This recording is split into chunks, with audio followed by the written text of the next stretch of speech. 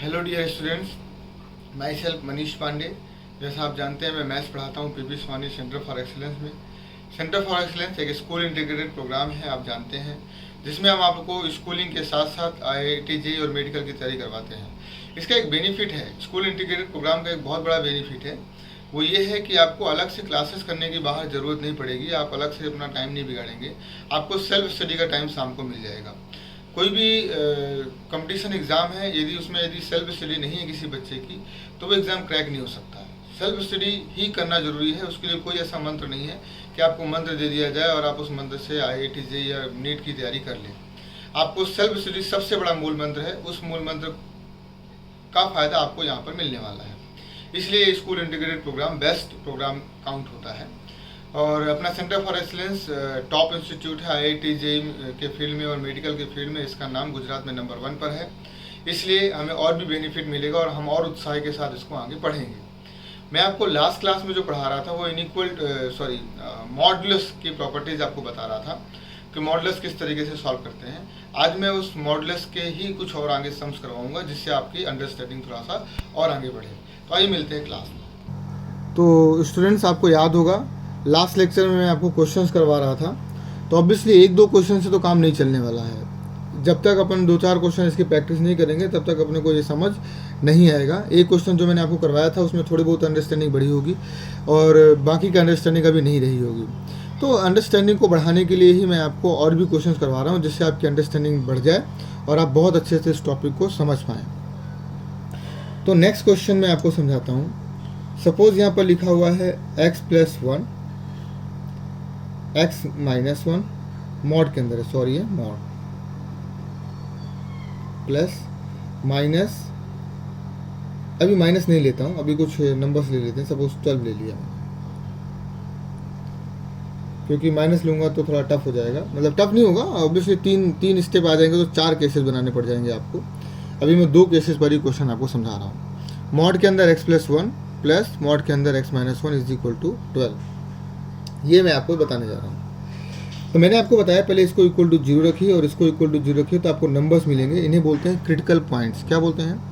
Critical points. जैसे यहाँ पर आएगा -1 और +1, यहाँ इसको इक्वल टू 0 रखेंगे तो x की वैल्यू आएगी -1, इसको इक्वल टू 0 रखेंगे तो आंसर आएगा x की वैल्यू +1 आएगी। यानी -1 और 1 जो आया इन्हें बोलते हैं क्रिटिकल पॉइंट्स। तो इसको अपन एक नंबर लाइन पर ड्रॉ कर लीजिए। -1 ऑब्वियसली यहाँ पर आएगा और यहाँ पर आएगा +1। तो इन 2 नंबरों ने नंबर लाइन को 3 पार्ट में डिस्ट्रीब्यूट कर दिया। कितने पार्ट में डिस्ट्रीब्यूट कर दिया? 3 पार्ट में। तो ऑब्वियसली इसके 3 केसेस बनेंगे। वो केसेस मेरे को पता है, आपको भी पता चल गए होंगे। एक केस है x की वैल्यू जब -1 से छोटी हो, x की वैल्यू -1 से छोटी हो। दूसरा केस बनेगा जब x की वैल्यू -1 से बड़ी हो लेकिन 1 से छोटी हो। तीसरा केस बनेगा कि जब x की वैल्यू 1 से बड़ी हो। तो तीनों केस को मैं 1 बाय 1 आपको बताता हूँ। अब मैं जब इसको सॉल्व करूँगा तो मुझे क्या करना है, x की वैल्यू -1 से छोटी कोई एक वैल्यू अपने मन में ले लेनी है और वो वैल्यू मुझे इन दोनों पर रखना है। जिसका आंसर पॉजिटिव आएगा उसको मैं पॉजिटिव साइन के साथ मॉड खोल दूंगा और जिसका आंसर नेगेटिव आएगा उसको मैं नेगेटिव साइन के साथ मॉड उसका खोल दूंगा।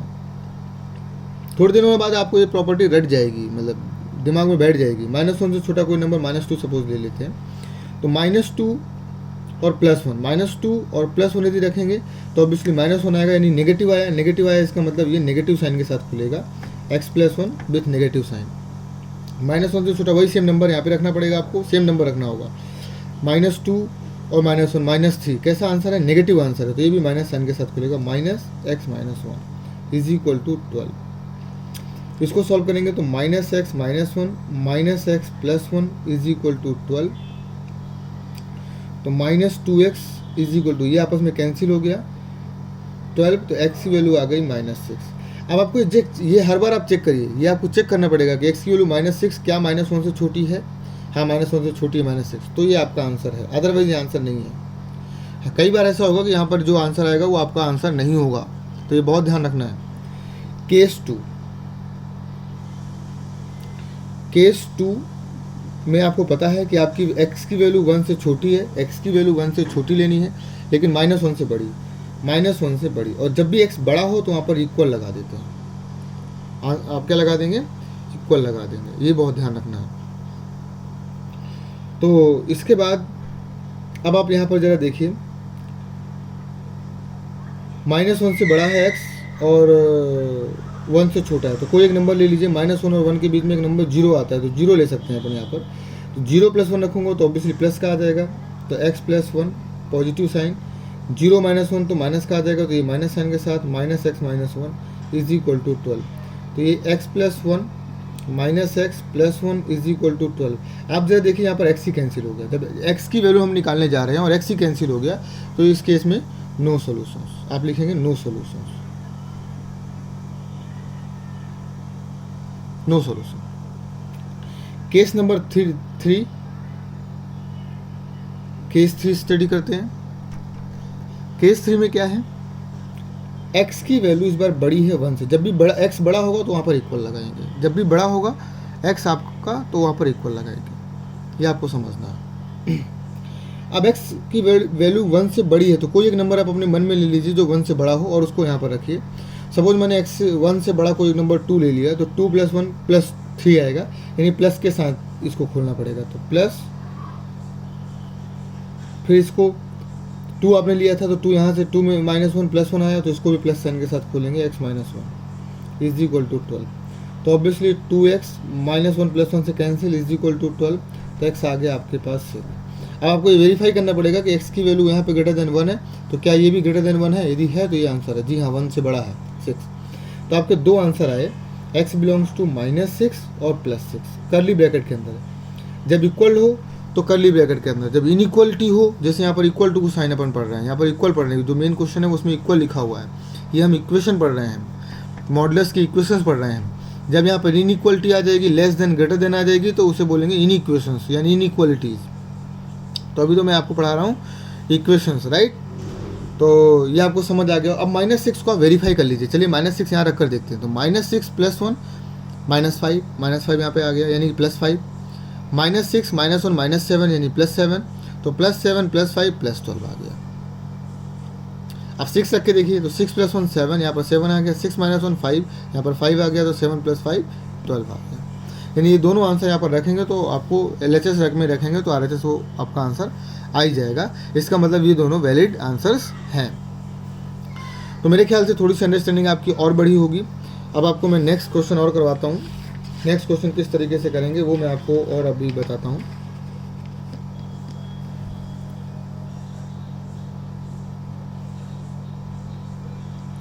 नेक्स्ट क्वेश्चन, अब मैं नेक्स्ट क्वेश्चन ले लेता हूँ 3 इक्वलिटीज़ का। 3 इक्वलिटीज़ का मैं कोई सम ले लेता हूँ।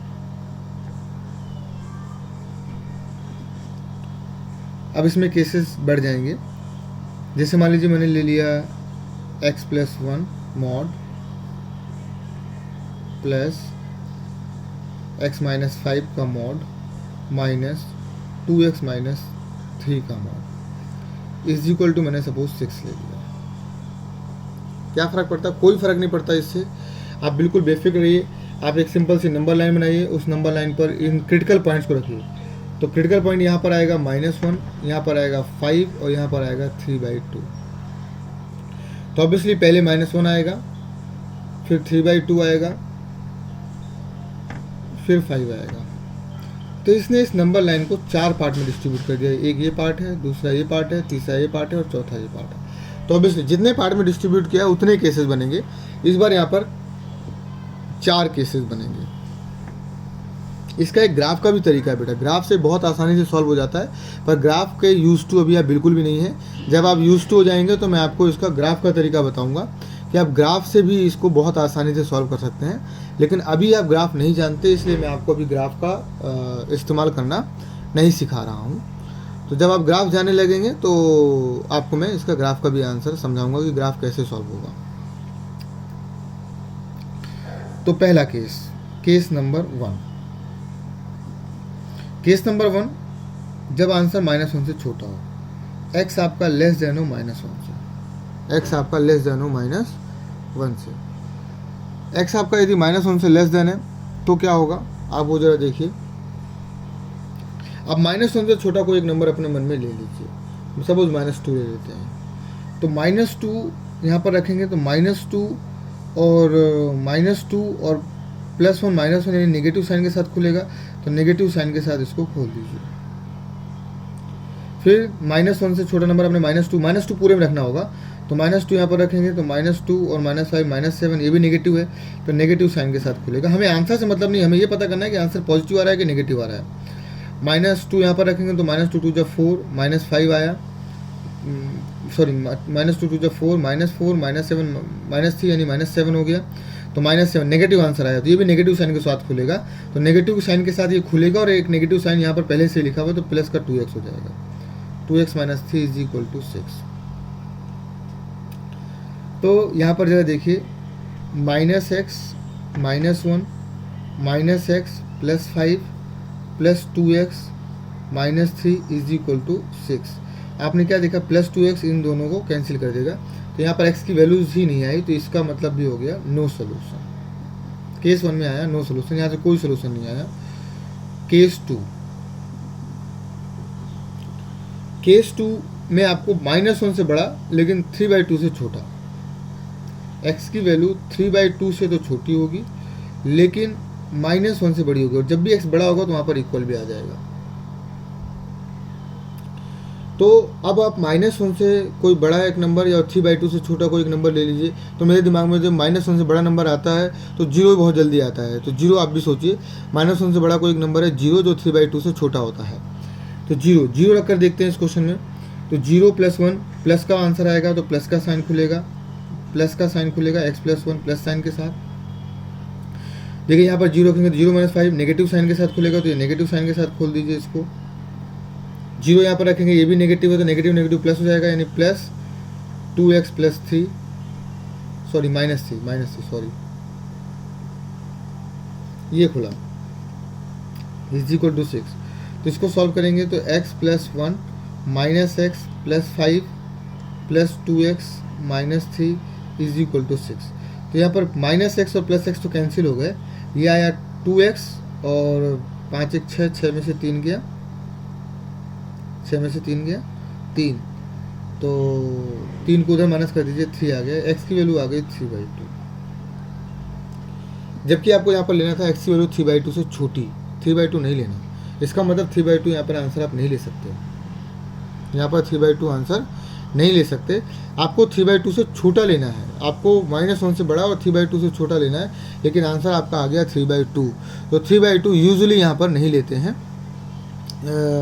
नेक्स्ट केस में यदि 3/2 आएगा तो नेक्स्ट केस में 3/2 ले लेंगे, लेकिन यहाँ पर इस केस में 3/2 अपन यूजुअली नहीं लेना चाहिए, ये नियम है। और कुछ लोग इसको बताते हैं कि इसको ले भी लेते हैं, तो वो हो सकता है कि मतलब वो ऑप्टिमम आंसर ना हो, मेरे हिसाब से वो ऑप्टिमम आंसर नहीं है। केस नंबर 3 का मतलब x की वैल्यू आपकी 3/2 से तो बड़ी है लेकिन 5 से छोटी है। तो 3/2 से 5 से बड़ा कोई नंबर आप 2 ले लीजिए, सिंपल। 3/2 से बड़ा नंबर 2 है, 5 से छोटा है वो, तो 2 ले लीजिए। तो 2 आप रखिए, 2 + 3 प्लस का आंसर आएगा, x + 1 प्लस का, 2 यहाँ पर रखेंगे तो 2 में से 5 गया, नेगेटिव आंसर आएगा, -x - 1 5, 2 2 × 4, 4 में से 3 जाएगा तो +1 आंसर आएगा, यानी प्लस साइन के साथ लेना है, तो 2x - 3 प्लस साइन के साथ, तो प्लस साइन लेंगे क्योंकि ये माइनस पहले से, तो वो माइनस आया हुआ है, = 6। तो x + 1 -x + 5 -2x -+ 3 = 6, x cancel, -2x 6 और 3 9, तो 6 में से 9 गया, -3, तो -2x -3, x की वैल्यू आ गई 3/2। तो मैंने बोला था 3/2, यहाँ पर देखिए 3/2 = x है, तो 3/2 यहाँ पर आप ले सकते हैं, तो 3/2 ये आपका आंसर बिल्कुल सही है। मैंने बोला था इक्वल है, यहाँ पे x की वैल्यू 3/2 लीजिए या 3/2 से बड़ी, और यहाँ पर मतलब x की वैल्यू 5 से बड़ी, तो यहाँ पर आप 3/2 यदि आ गया तो यहाँ पर आंसर ले सकते हैं, लेकिन यहाँ पर आप 3/2 नहीं ले सकते थे, क्यों? क्योंकि यहाँ पर x की वैल्यू 3/2 से छोटी है, 3/2 नहीं है, 3/2 से छोटी है। हाँ, यदि यहाँ पर -1 आया होता, क्योंकि यहाँ पर x की वैल्यू -1 से बड़ी है या -1 के बराबर है, तो मैं -1 ले लेता, लेकिन यहाँ पर 3/2 आया, 3/2 को यहाँ पर मैंने इंक्लूड नहीं किया, इसलिए 3/2 मैं यहाँ पर नहीं लूँगा। एक लास्ट केस नंबर 4, जब x की वैल्यू 5 से बड़ी है, बड़ी होगी तो इक्वल का साइन लगाएंगे, जब x की वैल्यू 5 से बड़ी है। अब आप कोई एक बड़ा नंबर x जो x की वैल्यू 5 से बड़ी हो वो एक नंबर आप ले लीजिए। तो सपोज 6 ले लेते हैं, तो 6 को मैं यहाँ पर रखूँगा तो 6 + 1 7, यानी प्लस का 7 आएगा, तो मुझे प्लस साइन के साथ इसको खोलना चाहिए। 6 - 5 ये भी प्लस साइन के साथ खुलेगा। अब यहाँ पर ज़रा देखिए 6 × 2 = 12, 12 में से ये भी प्लस साइन के साथ खुलेगा, यानी -2x -3 प्लस साइन के साथ खुलेगा। तो मैंने प्लस साइन के साथ इसको खोला, लेकिन ये माइनस पहले से ही है, = 6। x + x 2x, -1 + 1 कैंसिल, और ये आ गया -2x + 3 = 6। यहाँ पर 2x x ही कैंसिल हो गया, नो सोल्यूशन।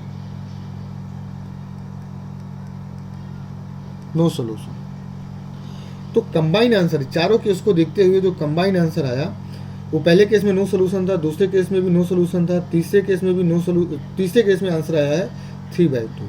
तो इसका एक ही आंसर है 3/2। चौथे केस में भी आया है नो सोल्यूशन। तो इस पूरे क्वेश्चन का आंसर है 3/2, सिर्फ 3/2। इसका एक देखिए, यहाँ पर 3 मॉड थे लेकिन आंसर सिर्फ एक आया है। तो आंसर कुछ भी हो सकता है, आंसर आपको अपने धैर्य के साथ अपने तरीके से करना है और ये देखना है कि आंसर किस तरीके से आएगा। तो आंसर इसका आया 3/2।